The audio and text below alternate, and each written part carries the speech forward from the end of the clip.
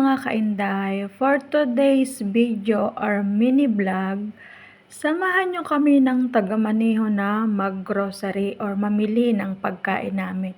Kasi binigyan kami ni tatay ng pera. At ito na nga guys, binabaybay na namin yung papunta sa tindahan or sa Jamia or sa grocery kung saan kami pupunta. Dito kami pupunta sa May Gate Mall kasi malapit lang ito sa amin. 'Di ba ang ganda? Ang ganda ng mga ilaw, ang ganda mamasyal paggabi, guys. Kasi ang liwa-liwanag, 'di ba? At saka siyempre hindi ko napipigilan na hindi mag-video kasi nga namamangha ako sa mga tanawin. At ito na nga mga inday, bumaba na kami sa sasakyan kasi papasok na kami kung saan kami mamimili. At alam nyo, ikwento ko lang sa inyo, ang pera namin ay konti lang. Kasi nagbigay si tatay ng 20 KD at paghahatian namin yung dalawa para sa pagkain namin. Tapos bibili kami ng gas. Ang gas ay 2 KD na, edi 18 KD na lang, tig 9 KD na lang kaming dalawa. Sabi ko kay kuya, bahala na kung ano mabili natin. At ito na nga, nakapasok na kami guys. Naglilibot-libot kami kung ano, saan din namin alam kung saan kami mag-una magpunta. Kasi nga, di ba, ang hirap mamili na kapag limited lang yung pera. Ang sarap maglakad-lakad at sarap mamili kapag marami kang pera sa bulsa. Kaso, ang pera nga namin ay naka-budget lang. Kaya sabi ko kay kuya, kumuha ka ng gusto mo. Sabi ko sa kanya, wag mong kalimutan bumili ng chicken. Kasi mas maganda na may stock tayo na chicken.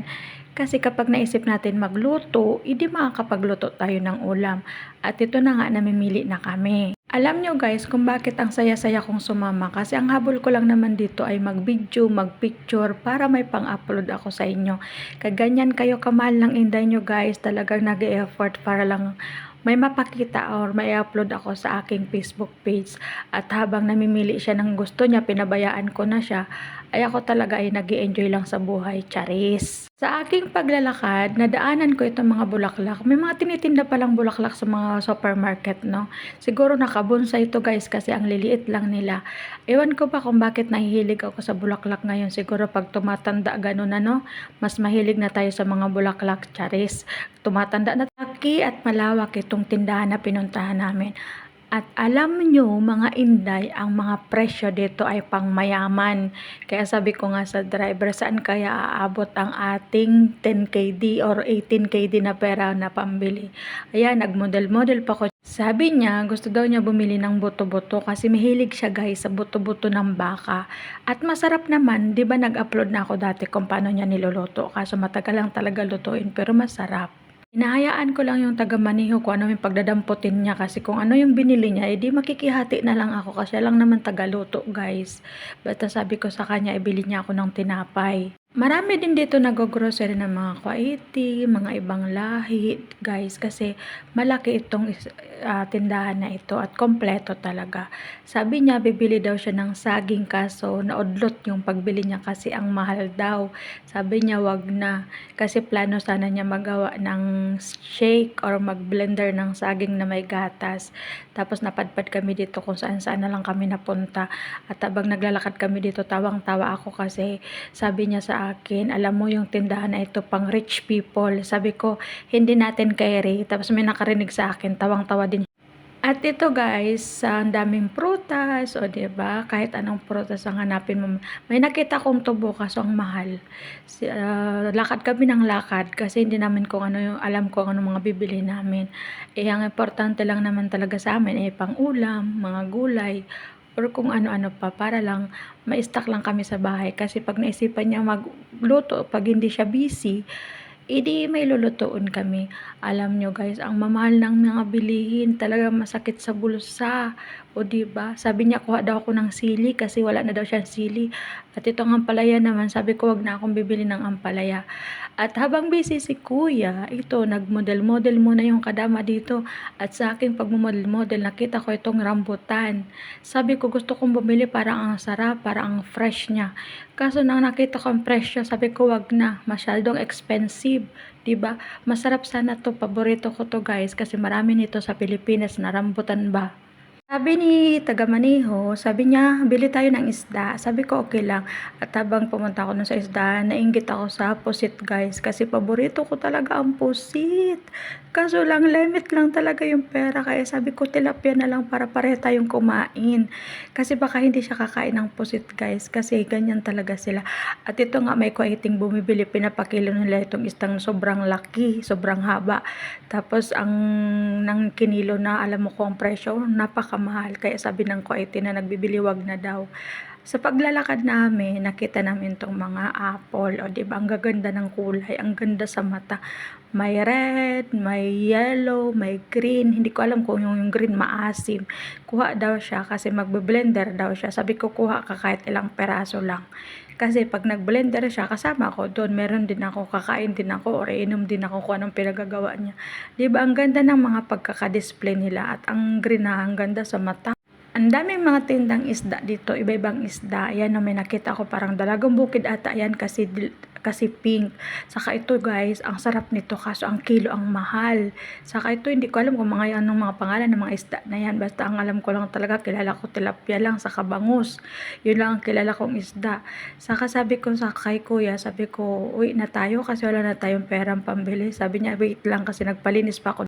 O, 'di ba? Ito lang naman talaga ang buhay ko dito sa bansang Kuwait, guys. Minsan nakakagala, minsan taong bahay. Kaya sabi ko kay kuya, uwi na tayo kasi wala na tayong pera. Magkano lang naman ang pera namin na paghahatian namin na pambili ng pagkain namin. Sabi niya, uuwi na tayo kasi ubos na talaga kasi baka magsobra yun, wala kaming pambayad. Hindi ko naman pwede bawasan yung pera na iniwan ni Madam Damin sa akin kasi nakabudget naman yun sa ibang bagay, guys. At habang nagbibideo ako, nahagip ng camera ko itong mga trabahador guys. Diba ang dami din nila ditong trabahador, ano sila halo-halo, may mga ibang lahi, may mga Pilipino at naisip ko na parang maganda magtrabaho sa ganito. Kaso nga lang, kung isipin mo parehas din lang kasi mas maganda pa nga sa bahay kasi libre yung pagkain saka libre yung tirahan. Pag sa labas kasi nagtrabaho ay hindi yun libre guys. Habang naglalakad kami, nakita ko to si ate, Pilipina siya at nag-alok siya sa amin ng promo nila kasi promodizer siya guys. Nagbibinta siya ng chicken strip product. Tapos sabi ko ni kuya, tikman daw namin. Ayan, tinikman niya. Tapos sabi niya, bibili tayo, tikman natin. Kasi naka-promo, mas mura, 'di ba? Ganon din ba kayo guys sa mga ganitong mga mall or mga supermarket? Mahilig din kayo sa mga promo? Ay nako, salamat natapos din kami kahit mga konti lang yung budget namin, nakabili din kahit papaano. At ito magbabayad na kami dito sa cashier. Sabi ko kay kuya, ikaw na lang at ako nang bahala mag-video sa'yo, charis. O 'di ba? Siya, ang ganda ng buhay ng kadama, may alalay, social yarn, may alalay siya. Habang naghihintay siya, nai-occupy siya ng cashier kasi siguro may nauna sa kanya. Palingalingan pa siya diyan at saka sabay tingin niya sa akin. Alam niya na nagbibideo ako at buti na lang supported naman siya kasi alam niya na nagba-vlog ako guys. O 'di ba ang saya. At ang sabi niya sa akin yan, pinapakita pa niya yung binili niyang buto-buto. Ang saya niya kasi may buto-buto daw siya. Magluluto na naman daw siya ng buto-buto. Paborito niya yan guys. Masarap din naman siya magluto ng buto-buto kaso nga lang maanghang sila magluto. Kaya sabi ko pag nagluluto ka minsan, wag mo masyadong anghangan. At ito na guys, on the way to go home at napagod talaga ako. Hindi ako napagod sa pag-grocery. Napagod ako sa kabibidyo, sa kakapipicture para lang may pang update sa inyo sa buhay ko dito sa bansang Kuwait, 'di ba? Kasi alam ko maraming naghihintay ng update, charis. Ano 'yan, sikat. At ito nga, pag-uwi namin sobrang traffic pa guys. Sabi ko, paano na tayo nito makakauwi ng maaga? Namin sa bahay, edi pagod na pagod. Ang sakit ng paa ko guys. Ito, sabi ko, lamo na tayo. Kumain na tayo guys. Sabi ko, kain na tayo. Bumili kami ng chicken para hindi na kami magluto at hindi na kami nagsayang ng kanin. Inulam na lang namin yung chicken sa kubos, o 'di ba? Solve na ang dinner namin for today at tawang-tawa siya diyan kasi yung video ko na habang nasa cashier siya, pinasa niya siguro sa asawa niya. At rinig na rinig daw yung boses ko na sabi ko daw ay send your wife. Tapos tawang-tawa siya, o 'di ba? Ito yung kubos guys. O, yan ang pambansang tinapay ng Kuwait or ng mga Arabo. Itong chicken guys ay grilled chicken siya. Kaso nga lang, naano ako sa sobrang langsa kaya sabi ko hindi ko 'to maubos. Kaya inisip ko kapag hindi ko naubos ay iprito ko na lang kinabukasan kasi hindi talaga ako sanay sa grilled chicken.